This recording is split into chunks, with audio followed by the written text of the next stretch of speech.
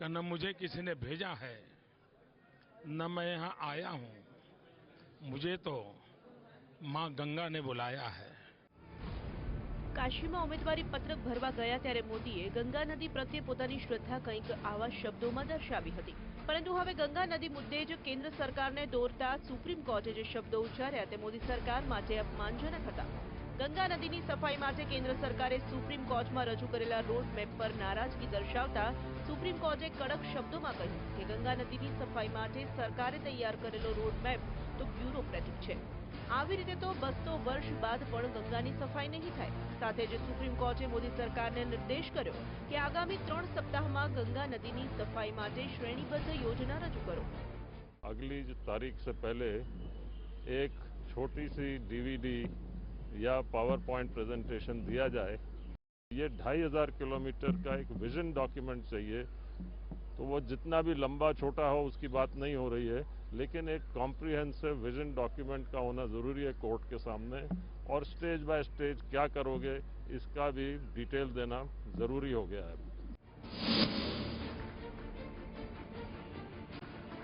ગત 13 ઓગસ્ટે સુપ્રીમ કોર્ટે મોદી સરકારને પૂછ્યું હતું કે શા માટે પવિત્ર ગંગા નદીની સફાઈ માટે સરકાર કોઈ પગલાં નથી લઈ રહી, ત્યારે સુપ્રીમ કોર્ટે કેન્દ્ર સરકાર પાસેથી ગંગાને પ્રદૂષણ મુક્ત કરવા માટે રોડ મેપ રજૂ કરવા કહ્યું હતું, જેના જવાબમાં રાષ્ટ્રીય ગંગા સ્વચ્છતા મિશનના ડાયરેક્ટર તરફથી એક એફિડેવિટ મારફતે ગંગાની સફાઈ માટેનો રોડ મેપ સુપ્રીમ કોર્ટમાં રજૂ કરાયો હતો, જેમાં સરકારે કહ્યું હતું કે 5 રાજ્યોમાં 76 પરિયોજનાને મંજૂરી અપાઈ ચૂકી છે।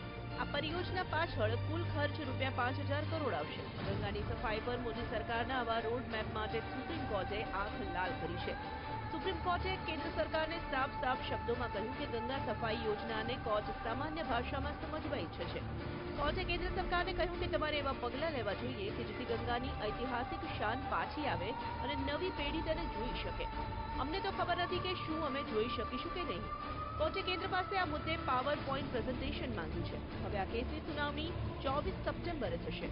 અંતે કોર્ટે કેન્દ્ર સરકારને એવું પણ કહ્યું કે જો ગંગા નદીની સફાઈમાં કોઈ અડચણ આવે કે કોઈ મ્યુનિસિપાલિટી કે રાજ્ય સરકારો આદેશનું પાલન ન કરે તો કોર્ટ તેમને નિર્દેશ આપવા માટે પણ તૈયાર છે।